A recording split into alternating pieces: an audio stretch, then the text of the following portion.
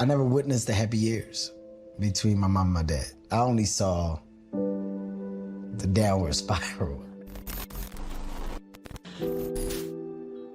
We were raised in a one-bedroom apartment. My mom, she had laid strips of upside-down duct tape next to the sink to catch the roaches. It was just me and her, and my brother Ken. As a single mother, I think we never knew how hard she was struggling.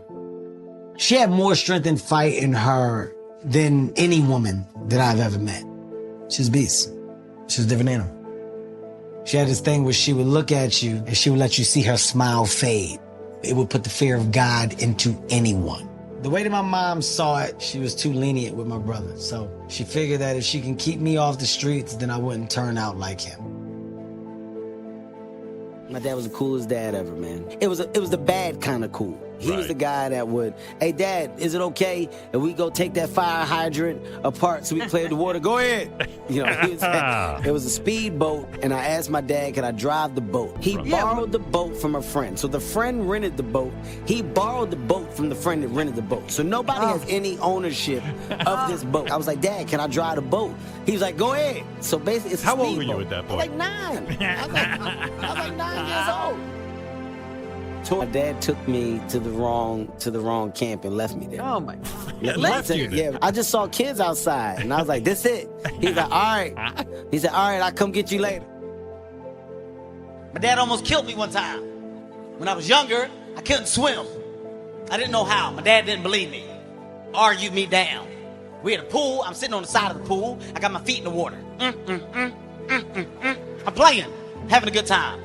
My dad said, boy, you better stop playing, get in that water and swim. I said, Dad, I can't. I don't know how to swim. He said, you know how to swim. Get in that water and swim. That's no damn serious. Nobody ever told me how to swim. My dad picked me up, grabbed me, threw me in 7 feet. As soon as I hit the water, I started to die immediately. Woo! Woo! Woo! That's what my dad said. Hey, you better not drown. I said, what? I don't know how to stop it. I told my mom, this is what I want to do. My mom said, you know what? Kevin, she said, I'm not a dream killer. Her exact words, I'm not a dream killer.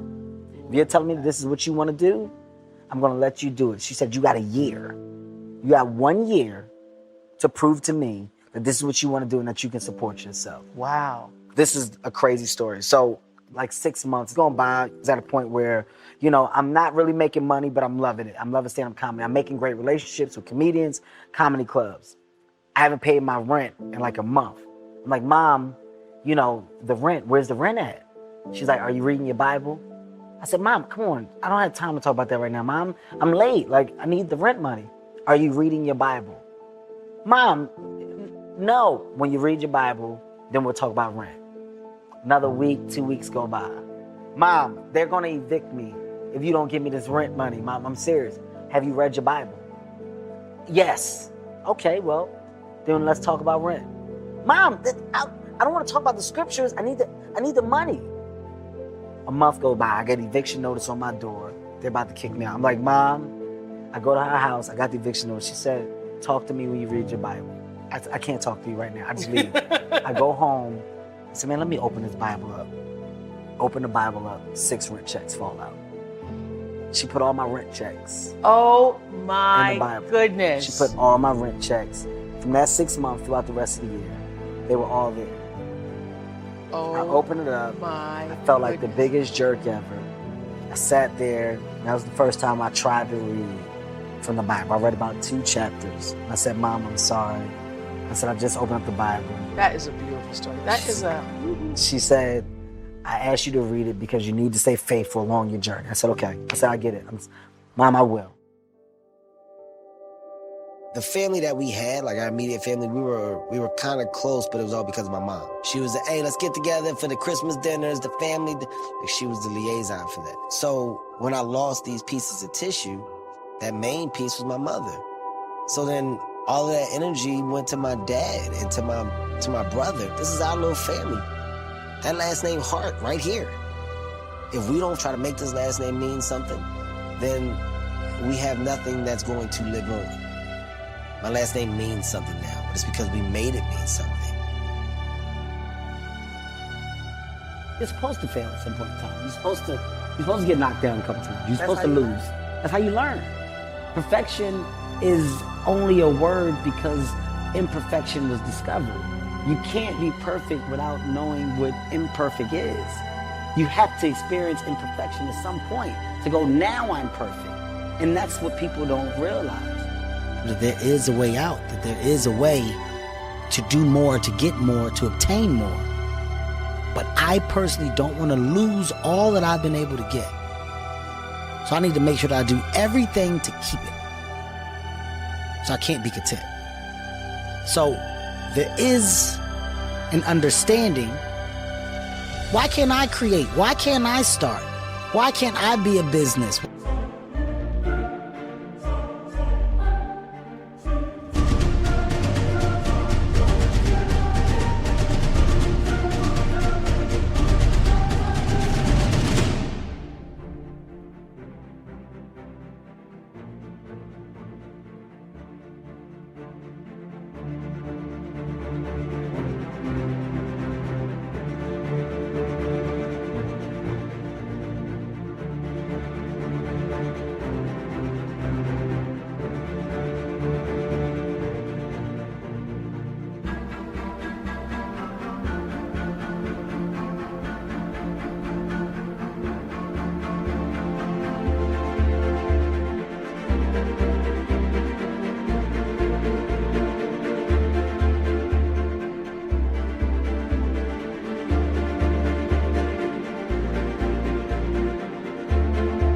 Why can't I be a CEO?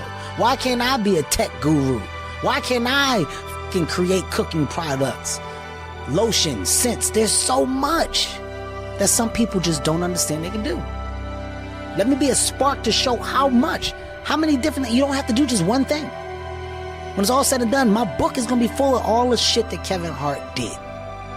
Because I never was content with doing just 1, 2, or 3.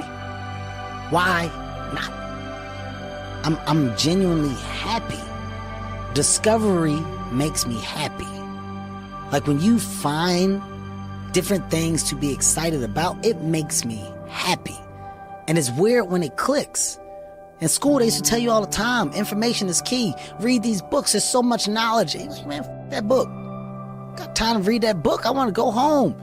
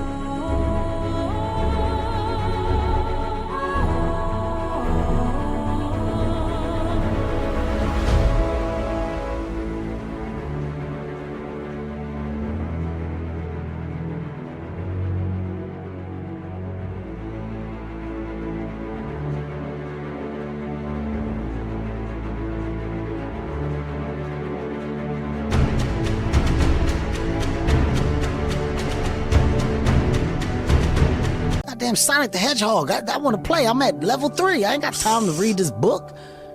The information and stuff that was forced down your throat at a certain age, you just may not be receiving it correctly, but then it clicks. And you may gain information differently, and what you do with that information is up to you, but people have different roads they can go down. And now there's other things that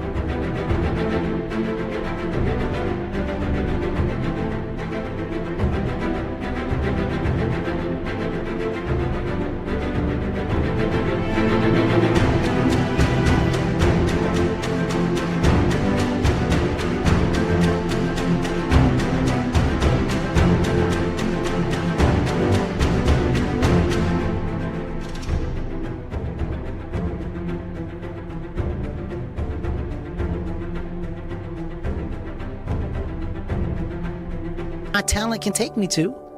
I don't have all the knowledge and awareness, but I can align myself with people to do that can teach me. Because now, guess what? Learning is cool.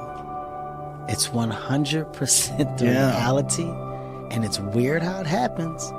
But when you go, oh my God, learning and knowledge is power. They used to tell me this when I was 10. And you're like, what? Yes. Nonsense. 10, 11 years old, I heard that shit all the time. Now I finally get it. What I had to understand was that you're not in competition with anybody but yourself. So those grudges, you know, those reasons that you may give yourself for motivation ultimately are you know, they're pointless. Right, Me okay, going, I yo, got you, yeah. I'm mad at you. I'm gonna prove you wrong. All right, well, when I prove you wrong, then what happens? Yeah. What happens Now then? prove me right. Yeah, it's like there is no winning that. So I had to understand that if I'm going to stay true to what I feel that I can do, then I need to be the one to convince myself that this is what I'm supposed to be doing.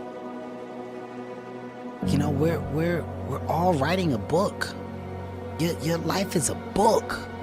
You got a bunch of chapters in your book, but when they close that book, how good was the book?